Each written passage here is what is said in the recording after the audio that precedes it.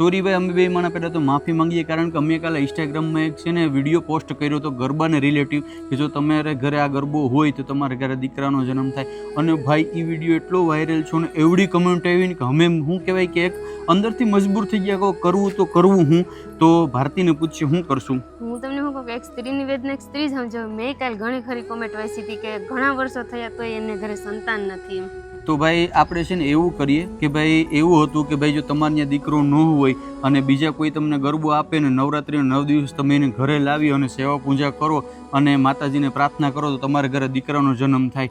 તો ભાઈ અમારે અહીંયા 9 ગરબા હતા, અમે દેવાઈ ગયા છે. 11 ગરબા હતા, 2 ગરબા મારી દીકરીઓ માટે હતા, 9 ગરબા હતા, દેવાઈ ગયા. તો હવે અમારે આગળ ગરબા છે નહીં કે અમે કોઈને દઈ ગયા, પણ તમે એવું કરી શકો, આપણા પહેલાંના પૂર્વજો હતા એ કહેતા કે હવાયું દઈને લઈને આવું. હજી નોરતાને વાર છે, તમે એવું કરો જેના ઘરે સંતાન નથી અથવા દીકરા નથી એવું કરો, માર્કેટમાં જાઓ, ગરબાની કિંમત પૂછો. સપોઝ કરો કે 50 રૂપિયા હોય તો 51 રૂપિયા આપો, 1 રૂપિયો વધારે આપો. 100 રૂપિયા હોય તો 101 આપો. હવાયા રૂપિયા દે અને ગરબો ઘરે લઈને આવો. નવરાત્રિના પહેલે નોરતે ટૂંકમાં એનું થાપન કરો, દીવો વહો, બંને પતિ પત્ની ક્યાં બેહી અને ટૂંકમાં પ્રાર્થના કરો, હે માતાજી, હે માં નવદુર્ગા, અમારે ઘરે શહેર માટેની ખોટ છે, જો તો અમારે ઘરે દીકરો અથવા દીકરી આપી બરાબર તો અમે આવનાર સમયમાં 9 ગરબા વેચશું. એવું નથી કે તમને કોઈ ગરબો આપે ને તમે રાખો, ટૂંકમાં તમે માર્કેટમાંથી લઈ પણ હગો, એને હવાયું દઈને તમે લઈને આવો તો એ પણ તમને સફળ થાય. ને ભાઈ મા તો માં કહેવાય, નવદુર્ગા એટલે તમને ખબર છે ને કે આદ્ય શક્તિ કહેવાય.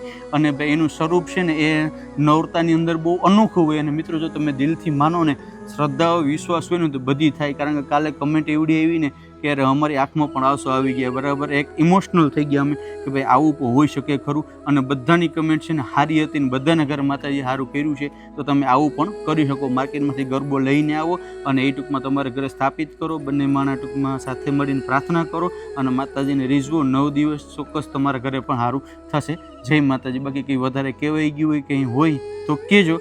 બાકી બધાને જય શ્રી કૃષ્ણ.